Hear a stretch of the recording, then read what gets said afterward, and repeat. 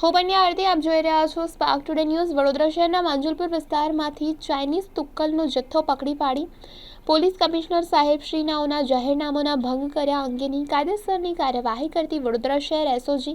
જેમાં બાતમી હકીકત મળેલ જે આધારે જુદા જુદા વિસ્તારોમાં ચાઇનીઝ તુક્કલો, ચાઇનીઝ દોરા ચેકિંગ કામગીરી દરમિયાન જેમાં મળેલ માહિતી આધારે બે પંચોના માણસો સાથે રાખી ધનલક્ષ્મી કોમ્પ્લેક્સ જેમાં ઈસમ મિલનકુમાર નયનભાઈ પટેલ નાઓની હાજરી મળી, જેઓને ઘરમાં ચેક કરતા પ્રતિબંધિત ચાઇનીઝ તુક્કલનો જથ્થો મળી આવેલ,